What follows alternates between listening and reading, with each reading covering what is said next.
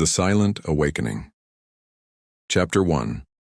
Ghosts in the Dark. Commander Vexthal of the Kryn Dominion had seen many strange things in his 40 cycles of service, but nothing quite prepared him for the reading scrolling across his command display. His secondary eyes narrowed while his primary pair remained fixed on the swirling data streams that made absolutely no sense. "Commander, the energy signature is intensifying," his sensor officer reported, her voice tight with barely controlled anxiety. "It's emanating from Sector 77 Alpha, approximately 15 light hours from the boundary of the dead zone." The dead zone. Even battle-hardened veterans like Vexthal felt an involuntary shiver when that designation was mentioned. For 300 years, the region of space surrounding the Sol system had been classified as quarantined territory, a cosmic graveyard where humanity had mysteriously vanished in a single, catastrophic event that no one could explain. The coalition of free worlds had sealed off the area, erected warning beacons, and moved on. After all, the galaxy was vast, and one extinct species among thousands was hardly worth dwelling on, except humanity hadn't been just any species. Vexthal remembered the stories his broodmother had told him as a hatchling, tales of the humans who had been loud, brash, innovative, and terrifyingly adaptable. In the mere 200 years they'd been part of galactic society, they'd made more technological leaps than most species managed in millennia. Their music had filled coalition stations. Their literature had been translated into 600 languages, and their scientists had collaborated on projects that pushed the boundaries of known physics. Then one day they were simply gone. Every human colony, every ship, every outpost silent. The Sol system became a dead zone of abandoned stations and empty cities. The Coalition had investigated for decades before finally declaring it a lost cause. Whatever had happened to humanity, they had taken their secrets with them. "Run a full diagnostic," Vexthal ordered, his mandibles clicking in thought. "I want to make sure this isn't some kind of sensor malfunction or cosmic anomaly." "Already done, Commander." 3 times. "The readings are consistent." His sensor officer looked up, her own eyes reflecting the blue glow of her console. "Sir, whatever this is, it's artificial, and it's massive." Vexthal's blood ran cold. His claws gripped the armrests of his command chair as he leaned forward. "Show me." The main view screen shimmered, and suddenly the bridge was looking at something that shouldn't exist. Hanging in the void of space just at the edge of the dead zone's boundary was a structure of such immense scale that Vexthal's mind struggled to process it. It was geometric yet organic, crystalline yet metallic, pulsing with energy signatures that cycled through spectrums his sensors weren't fully equipped to measure. "By the ancestors," someone whispered behind him. "How long has that been there?" Vexthal demanded. "Unknown, sir. Our last patrol through this sector was 6 months ago." "There was nothing then, but—" The sensor officer hesitated. "Sir, the energy signature suggests this structure has been here much longer than 6 months. It's as if it was hiding. Hiding." Vexthal let the word hang in the air. "Something that massive doesn't just hide. Unless it was designed to," his tactical officer interjected. The young Valorian's scales had shifted to a concerned amber hue. "Commander, I'm picking up automated defense grids activating around the structure. Thousands of them. They're tracking us." Red alert klaxons began wailing throughout the ship. Vexthal's crew moved with practiced efficiency, but he could sense the fear rippling beneath their professionalism. Whatever this structure was, it had just gone from passive to active, and they were in its crosshairs. "Hail them," Vexthal ordered. "All frequencies. Universal translator protocols." Static filled the bridge for several heartbeats. Then, cutting through the interference like a blade through silk, came a voice. It was human, unmistakably human. The accent, the cadence, the subtle emotional undertones that had been absent from the galaxy for 3 centuries. "Coalition vessel, you are approaching restricted Terran space. Reduce speed and hold position. You will not be warned again." The bridge fell silent. Vexthal felt his secondary heart skip a beat. Terran, human, alive. "This is Commander Vexthal of the Kryn Dominion patrol ship Steadfast Purpose. We are operating under Coalition authority and recognized free space. We have no hostile intentions." He paused, choosing his next words carefully. Are you human?" Another pause, this one longer. When the voice returned, it carried a weight that made Vexthal's scales prickle. "Commander Vexthal, Humanity has been absent from galactic affairs for 307 years, 5 months and 16 days. In that time, the Coalition expanded into our territories, strip-mined our outer colonies, and declared us extinct. Yes, Commander. We are human, and we have returned. Chapter 2. The Threshold. The structure before them, which the humans called the Threshold, dominated the view screen like a monolithic guardian at the gates of forbidden territory. Vexthal had transmitted a Priority 1 message to Coalition Command the moment contact had been established. But he knew it would take hours for a response to arrive, and he suspected he didn't have hours. Commander, I'm reading multiple energy spikes within the structure, his sensor officer reported. Something's happening. Something big. The threshold began to change. Sections of its surface that had appeared solid started to separate, revealing internal mechanisms that glowed with fierce blue-white light. The structure was opening, unfolding like a flower that bloomed in the darkness of space. And from within, they came, ships, thousands upon thousands of ships, emerging in perfect formation from the depths of the threshold. They were unlike anything in the Coalition databases, sleek predatory designs that seemed to fold space around them, hulls that shimmered with energy fields Vexthal couldn't identify, and weapon arrays that made his tactical officers' warning alarms scream in protest. Fleet composition analysis, Vexthal barked, his training overriding his shock. Over 7,000 capital ships detected, with support craft numbering in the tens of thousands. Commander, our database has no classification for these designs. They're using power generation methods we can't even measure. The smallest of those ships is outputting more energy than our entire battle station at Krell Prime. Vexthal watched as the human fleet arranged itself into a formation that was both beautiful and terrifying.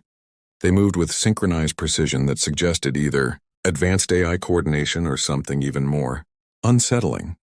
A level of neural networking between crews that bordered on telepathic. The communication channel opened again, and this time a visual accompanied it. The human who appeared on his screen was a woman, appearing to be in her middle years by human standards, with dark skin, close-cropped silver hair, and eyes that had seen things Vexthal couldn't imagine. She wore a uniform of deep navy blue with insignia that meant nothing to Coalition records but carried an undeniable authority. Commander Vexthal, I am Admiral Sarah Kensington of the Terran Reclamation Fleet. Thank you for your patience. I apologize for the dramatic reveal, but after 3 centuries of isolation, we've learned the value of making strong first impressions. Admiral, Vexthal managed, his voice surprisingly steady. The Coalition believed humanity to be extinct. What happened? Where have you been? Kensington's expression was unreadable. We didn't vanish, Commander, we left. There's a difference, left. Your entire species, all your worlds, all your people simultaneously decided to abandon galactic civilization? Vexthal's mandibles clicked in disbelief. That's impossible. Not impossible. Necessary. Kensington leaned forward slightly, and Vexthal noticed something in her eyes, a mixture of sadness and steely determination. 300 years ago, we discovered something. A threat so profound that we knew we couldn't face it with the resources and technology available at the time. So we made a choice. We disappeared. We went dark. We evacuated every human from Coalition space and relocated to hidden sectors beyond the galactic rim. What kind of threat requires an entire species to go into hiding? The kind that makes species extinct, Commander. The kind that has already consumed 17 civilizations that we know of. The kind that's coming, whether the Coalition believes in it or not. She paused. We call it the Void Lattice. Vexthal had never heard the term, but something about the way Kensington said it made his blood freeze. If such a threat exists, why didn't humanity warn the Coalition? Why abandon us? We tried. Kensington's voice hardened. We presented our evidence to the Coalition Council. We showed them the data, the projections, the remains of civilizations that had been consumed. Do you know what they did? They laughed. They called us paranoid. Said we were fear-mongering to justify military expansion. The Valorian Empress accused us of fabricating threats to maintain relevance. The Kryn High Command, your own people, Commander, voted to censure humanity for spreading panic and destabilizing galactic unity. Vexthal felt a chill run down his spine. He'd heard whispers of this in classified archives, fragments of data from 3 centuries ago that painted humanity's final years in Coalition space as increasingly paranoid and militaristic. But what if it hadn't been paranoia? What if they'd been right? "So you left us to face this threat alone," he said quietly. "No, Commander. We left to become strong enough to face it, and to give you time." Kensington's expression softened slightly. 300 years. That's how long we calculated the Coalition had before the Void Lattice reached this sector. We've spent every moment of those 3 centuries preparing, evolving, pushing the boundaries of what's possible. We've had to become something more than what we were. And now you've returned. Yes, now we've returned. Not to reclaim our old territories, not to seek revenge for being dismissed. We've returned because we're humanity. And despite everything, we don't abandon people to extinction. Kensington stood, her figure dominating the screen. "Commander Vexthal, I'm about to send you a data package containing everything we know about the Void Lattice. Share it with Coalition Command. Make them understand. Because in approximately 72 hours, the first wave will breach into this reality, and when it does, every species in this galaxy will need to stand together. And if the Coalition doesn't believe you, if they see this fleet as an invasion force," Kensington's smile was sad, "then we'll save them anyway. That's what humans do, Commander. We're stubborn that way." Chapter 3. Shadows of War. The Coalition response came faster than Vexthal expected, but not in the way he'd hoped. Within 18 hours, a battle fleet of over 300 ships had assembled at the rally point, designated as Fortress Zeta 9. They came from every major Coalition species: Kryn dreadnoughts, Valorian carriers, Cathari destroyers, and dozens of other vessel classes representing the unified military might of 47 species. Vexthal had been ordered to join them, his small patrol ship dwarfed by the massive war machine surrounding it. He stood on the bridge of the Coalition flagship Eternal Vigilance, a Valorian supercarrier commanded by Fleet Admiral Corseth, a veteran of the Cathari Wars and one of the most decorated officers in Coalition history. "Your report is concerning, Commander Vexthal," Corseth said, his scales rippling with patterns that indicated deep thought. "A human fleet of unprecedented size appearing without warning, carrying weapons of unknown capability, and claiming to be protecting us from a threat we've never detected. Forgive me if I find this narrative suspicious. Admiral, with respect, I've reviewed the data they transmitted. The Void Lattice readings are real. They're detecting anomalies in subspace that match—" "Anomalies that could be fabricated," interrupted Ambassador Thelxia, the Cathari diplomatic representative, who'd insisted on joining the military response. Her crystalline features reflected the bridge lighting in fractured rainbows. "Commander, consider the timing. Humanity disappears for 3 centuries, and in their absence we've prospered. We've expanded. We've brought peace to sectors that knew only conflict, and now they return claiming to be saviors. This reeks of a carefully orchestrated invasion." Vexthal wanted to argue, but he understood their skepticism. If the situations were reversed, would he believe such an extraordinary story? "What are our orders, Admiral?" Corseth's scales shifted to a military crimson. "We jump to the dead zone boundary and establish a defensive perimeter. If the humans want to return to galactic society, they'll do so under Coalition terms and supervision. If they refuse," he left the threat unspoken, "and if they're telling the truth about the Void Lattice, then we'll face that threat together. But first we establish control. The galaxy doesn't need humanity's protection anymore. We've done quite well without them." The fleet jumped to hyperspace in a coordinated wave, and Vexthal felt the familiar sensation of reality bending around them. When they emerged, they found themselves facing the threshold structure, still pulsing with that eerie light. But the human fleet had changed position. Instead of a defensive formation, they'd spread out across a massive area of space, their ships creating a perimeter that extended for millions of kilometers. "What are they doing?" Corseth demanded. "That formation is tactically nonsensical. They're leaving huge gaps in their coverage." Vexthal studied the display, and a cold realization crept over him. "Admiral, they're not forming a battle line. They're forming a detection grid." "Detecting what?"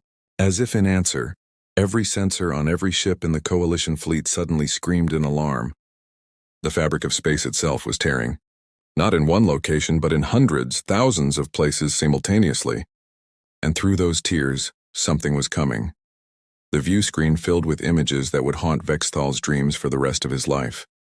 They weren't ships, not in any conventional sense. They were geometries that hurt to look at, structures that existed in too many dimensions, creating optical paradoxes that made his eyes water. They pulsed with a light that seemed to absorb rather than emit, and where they moved, reality itself appeared to fray at the edges. The void lattice had arrived. All ships, battle stations, Korseth roared. Target those things. Fire at will. The Coalition fleet opened fire, sending torrents of plasma, missiles, and energy beams toward the emerging entities. Vextal watched as their most powerful weapons struck home, and his heart sank. The attacks passed through the entities as if they weren't there, or worse, were absorbed and seemed to make them stronger. Weapons ineffective. Tactical officers across the fleet reported in panicked voices. Shields don't register them as solid objects. Sensors can't establish locks. Then the human fleet opened fire and everything changed. The weapons that emerged from humanity's ships weren't like anything in the Coalition arsenal. They fired beams of cascading energy that seemed to fold space around themselves, creating ripples in reality that intersected with the void lattice entities at angles that shouldn't exist. Where human weapons struck, the entities recoiled, their impossible geometries flickering and destabilizing. Admiral Kensington to Coalition fleet. The human commander's voice cut through the chaos. Your weapons can't hurt them because they exist partially outside our dimensional space. You're trying to shoot shadows. Our cascade weapons operate on quantum-folded principles that can interact with multidimensional matter. Fall back to coordinates we're transmitting. Let us show you how this is done. Korseth's pride warred with his survival instincts. Vextal could see it in the set of his shoulders, the color of his scales.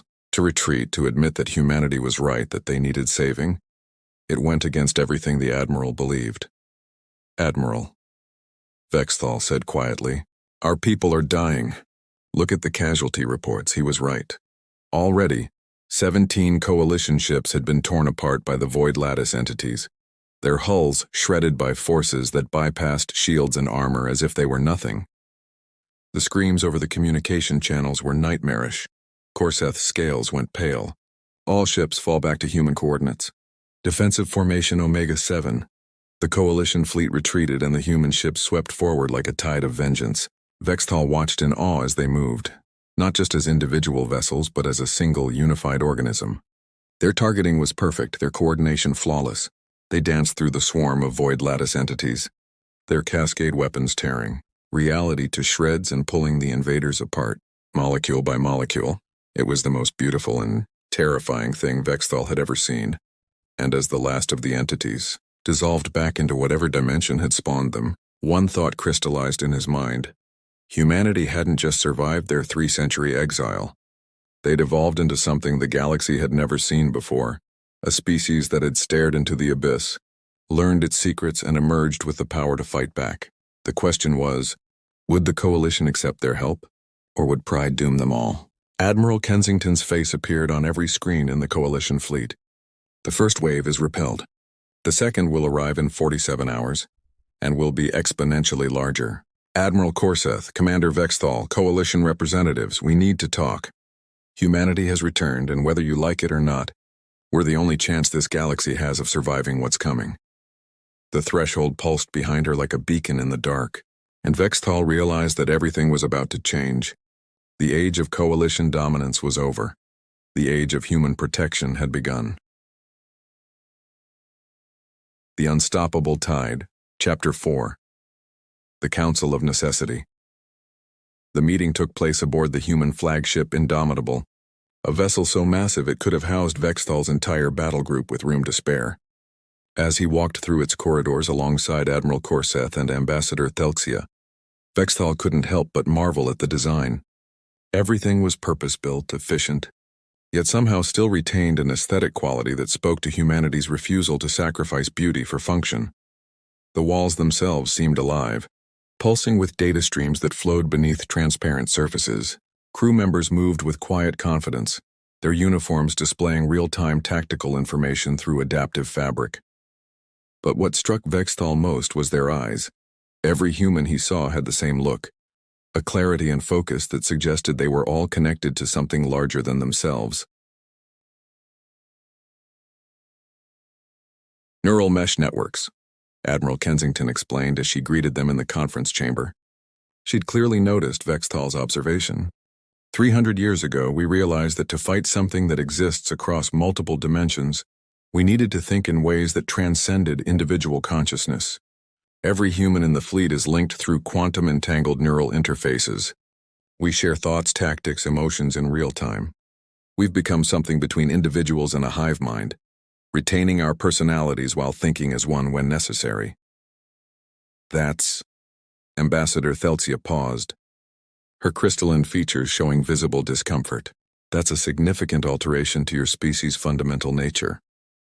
Survival required evolution, Kensington replied simply. Please sit. The conference table was a holographic marvel, displaying a three-dimensional map of the galaxy with disturbing accuracy. Red markers indicated void lattice breach points. There were hundreds of them, scattered across coalition space like a cosmic infection. 47 hours until the second wave. Kensington began without preamble. Based on our models, it will be approximately 15 times larger than what you just witnessed.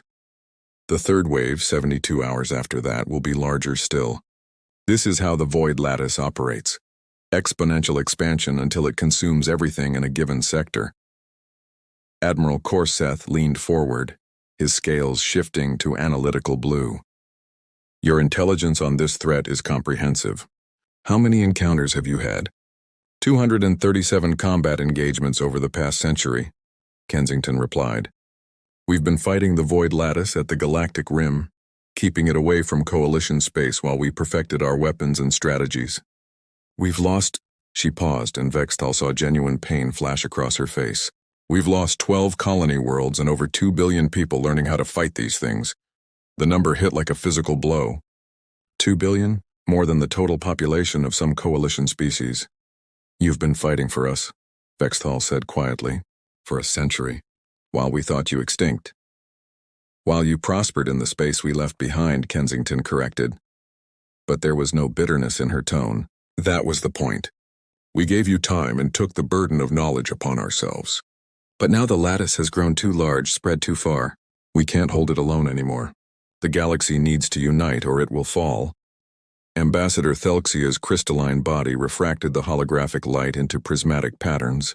You're asking us to restructure our entire military, to adopt technologies we don't understand, to follow humanity's lead after 3 centuries of independence.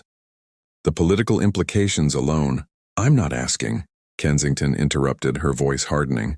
I'm telling you what needs to happen. Politics don't matter to the void lattice. It doesn't negotiate, doesn't compromise. It consumes. Every hour we spend debating is an hour it spends growing stronger. And if the coalition refuses, Korseth challenged, if we choose to handle this threat our own way. Kensington touched a control and the holographic display changed. It showed coalition fleet compositions, defensive positions, weapon capabilities. Information that should have been classified at the highest levels. We've been monitoring you for 300 years, Admiral. We know everything about your military capabilities, your political structures, your technological limitations. Your most powerful weapons are approximately 700 years behind what we're currently fielding. Your shield technology can't interact with multidimensional matter. Your sensors can barely detect the lattice entities until they're already tearing your ships apart. She met Korseth's gaze directly. If the coalition tries to face this alone, you'll be extinct within 6 months. That's not a threat. That's mathematics. The tension in the room was suffocating. Vexthal watched as Admiral Korseth's scales cycled through colors indicating rage, humiliation, and reluctant acceptance. The ambassador's crystalline structure vibrated with barely suppressed outrage. You're asking us to surrender our sovereignty, Thelxia said coldly, to become subordinate to human authority. I'm asking you to survive, Kensington replied. But I understand your resistance. Pride is a powerful thing. So let me make you a deal. She manipulated the holographic display again, zooming in on a specific sector. In 36 hours, a void lattice incursion will occur here, at the Valorian colony of Reshinal. Population 14 million. We know because we've been tracking lattice breach patterns for decades. Send your best fleet. Use your best tactics. Try to save them, and you'll do what? Korseth demanded. Watch from a distance? We'll be there. But we won't engage unless you ask us to. Kensington's expression was grave. Sometimes the hardest lessons are the ones we have to learn ourselves. I pray your people don't pay too high a price for yours. Chapter 5.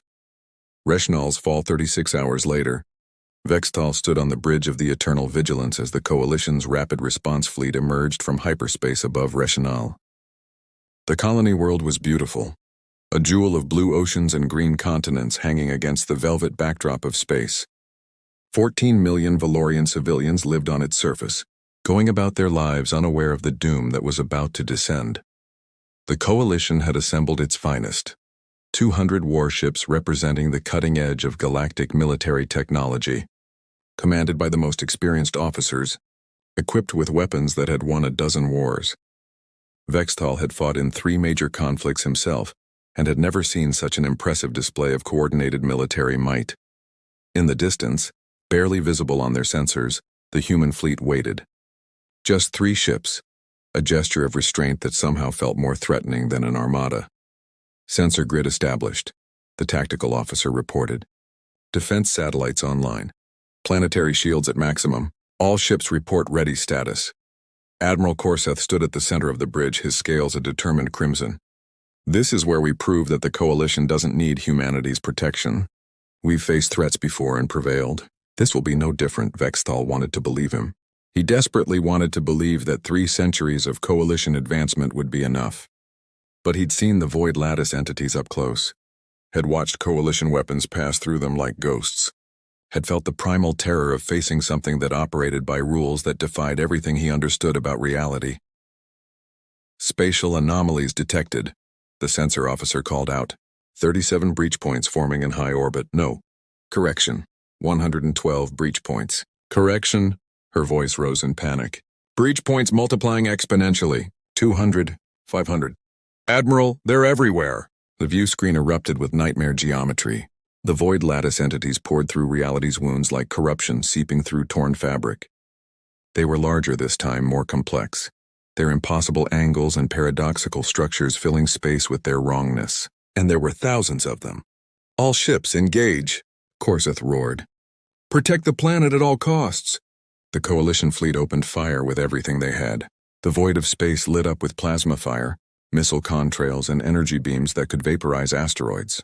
Vextal watched as their most devastating weapons struck the lattice entities with precision and power, and accomplished nothing. The entities flowed through the barrage like water through a net. Weapons that should have obliterated them simply passed through or were absorbed, their energy feeding the very things they were meant to destroy. The entities reached the first line of Coalition ships, and Vexithal's screens filled with horror. The Kryn dreadnought Unyielding Dawn was the first to fall. The lattice entities didn't just destroy it, they unmade it. The ship's hull began to fold in on itself, geometry inverting as if reality was being rewritten. Crew members were visible through the breaches, their bodies stretched and distorted across dimensions that shouldn't exist. Their screams cut off as they were pulled into spaces between spaces, erased from existence in ways that violated every law of physics. Shields are useless, tactical officers across the fleet reported.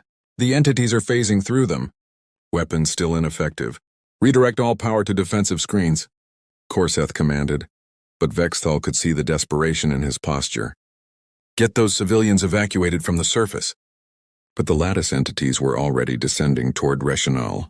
They hit the planetary shields like rain against glass, and the shields, designed to withstand orbital bombardment, might as well have been tissue paper. The entities passed through and began touching down on the continents below. Vextal's screens showed feeds from the surface. Cities were being torn apart not by explosions or fire, but by geometric impossibilities. Buildings folded into shapes that hurt to perceive.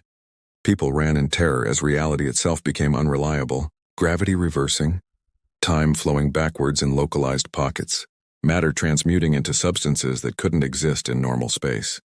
14 million people were screaming, and the Coalition was powerless to save them. Admiral, Vextal said quietly, his voice cutting through the chaos on the bridge. We need to ask for their help.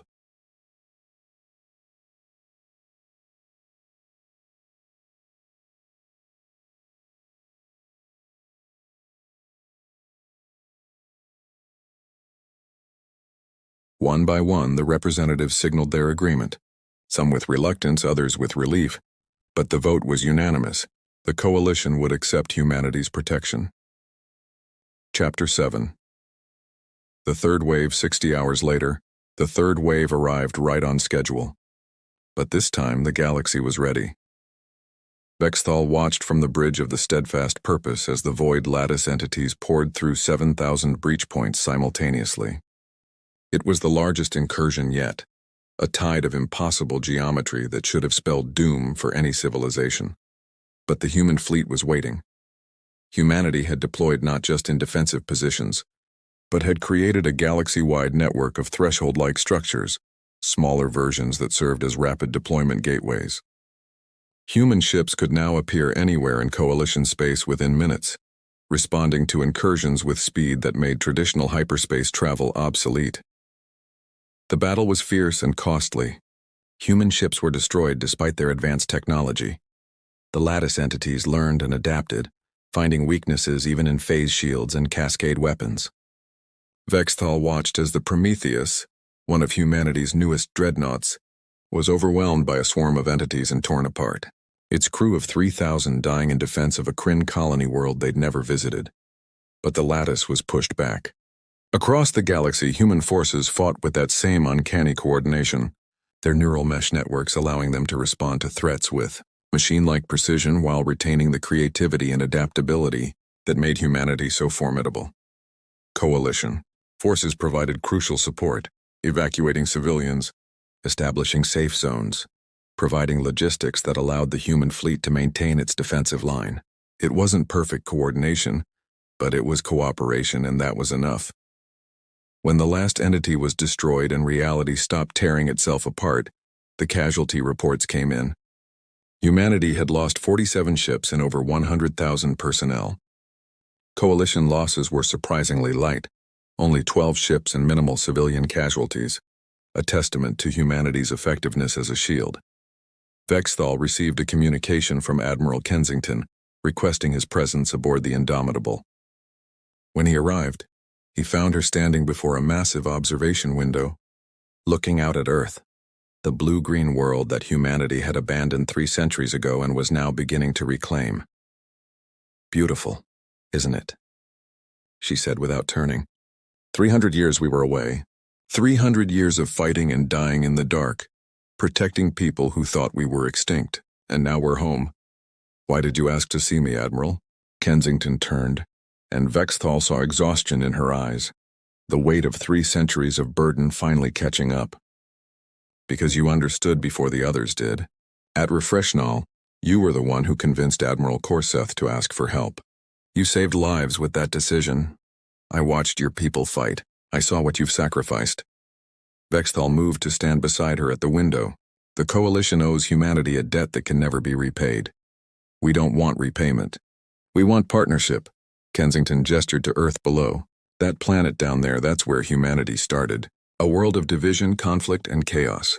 But we learned. We evolved. Not just technologically, but socially, emotionally. We became something greater than what we were. And now we want to help the galaxy do the same. Some species will resist. They'll see humanity's return as a threat to their independence. I know. And that's okay. We're not here to force anyone. We're just here to be the shield when you need us. The sword when threats arise and the hand reaching out when civilizations fall." She smiled sadly. "That's what humans do, Commander. We're the species that can't walk away from someone in need even when it costs us everything." Vexthal looked down at Earth, the cradle of humanity, and thought about everything he'd witnessed. A species that had faced extinction and emerged stronger. A civilization that had spent 3 centuries preparing for a war the galaxy didn't believe existed. People who had died by the billions fighting a threat in secret, protecting those who had dismissed them. "The galaxy has changed," he said quietly. "Humanity's return has changed everything." "Yes," Kensington agreed. "But change isn't always bad. The void lattice is still out there. It's damaged, pushed back, but not destroyed. We'll fight it for years, maybe decades, but now we fight together. The Coalition and humanity, united against the dark." She turned to face him fully, and her expression held both determination and hope. 300 years ago, we left to become strong enough to save you. We've become something the old humans wouldn't recognize. Enhanced, connected, evolved beyond our original parameters. But underneath all the technology and neural networks, we're still human, still stubborn, still refusing to let people die when we can prevent it. Vexthal felt something shift in his understanding. This wasn't an invasion or a rescue mission. This was something deeper, a species returning home after a long journey through darkness, bringing with them the tools and knowledge to save not just themselves, but everyone. What happens now? He asked. Now? Kensington's smile widened. Now we teach you to fight. We share what we've learned. We build together. The Void Lattice has retreated, but it will return. Next time, the galaxy won't need humanity to save it. You'll have the knowledge and tools to stand on your own. You're giving us your technology. We're giving you a chance. What you do with it is up to you. She gestured to the stars beyond Earth. The galaxy is vast, Commander. There are threats out there we haven't even discovered yet. Humanity can't fight them all alone. We need partners, allies, friends who stand with us not because they have to, but because they choose to. Vexthal thought about his own people, the Kryn Dominion. They'd been proud, independent, secure in their strength. The Void Lattice had shattered that illusion, but from that destruction, something new was being born. A galactic civilization that understood cooperation wasn't weakness, but strength. Humanity has returned, he said, echoing the message that had started everything. And the galaxy can't stop you. No, Kensington corrected gently. The galaxy doesn't need to stop us. Because we're not here to conquer or control. We're here to help you become strong enough that one day you won't need us at all. That's the real victory, Commander. Not dominance, but partnership. Not subjugation, but friendship. She held out her hand, that ancient human gesture of trust and cooperation. Vexthal looked at it for a moment, then reached out and clasped it with his own clawed appendage. Different species, different evolutions, but united in purpose. To partnership, he said. To the future, Kensington replied. Whatever it brings, we face it together. Through the observation window, Earth turned slowly beneath them, and beyond it, the stars beckoned, a galaxy full of challenges, threats, and possibilities. But for the first time in 300 years, humanity was home, and they hadn't come back to conquer. They'd come back to stay. Epilogue, 6 months later.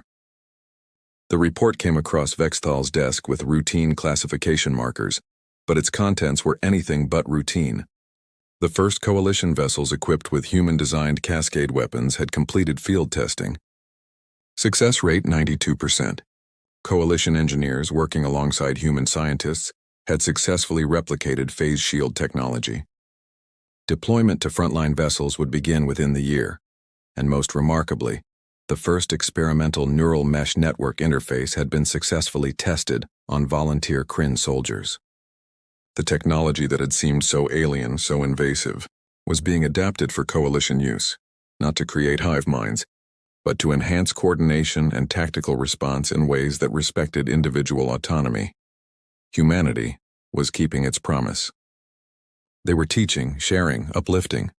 Vexthal looked up from his desk at the stars beyond his viewport. Somewhere out there, the Void Lattice lurked, regrouping, planning its next assault. But the galaxy was ready now. Human defensive networks covered critical sectors. Coalition forces were being equipped with weapons that could actually hurt their enemies. And most importantly, the psychological barrier had been broken. The galaxy species were learning to work together not out of fear, but out of mutual respect. His communication console chimed. Admiral Kensington's face appeared and she was smiling. Commander Vexthal, I have a proposition for you. We're forming a joint task force. Human and coalition crews working side by side on experimental vessels. We need officers who understand both perspectives, who can bridge the gap between our peoples. Interested? Vexthal felt his scales shift to excited green. When do I start? Tomorrow. Welcome to the future, Commander. We're building something unprecedented, a truly unified galactic defense force. It won't be easy, and there will be plenty of resistance from traditionalists on both sides. But I think we can make it work. Admiral, 300 years ago you left to save us. Now we stand together. I think we can do more than survive. I think we can thrive. Kensington's smile widened. That's the spirit. Humanity didn't return just to prevent extinction. We came back to help the galaxy reach its full potential. And, Commander, thank you for being one of the first to believe in us. The transmission ended, and Vexthal stood looking at the stars. Humanity had returned, bringing with them technologies that seemed like magic, capabilities that bordered on the impossible, and a stubborn refusal to let anyone face the darkness alone. The galaxy couldn't stop them, but then again, why would anyone want to? The age of isolation was over. The age of cooperation had begun. And somewhere in the void, ancient threats lurked. But they would face not a divided galaxy of competing species, but a unified front of human determination and coalition strength. The future was uncertain. The challenges were immense. But for the first time in galactic history, every species faced it together. Humanity had returned, and the galaxy was better for it. The end.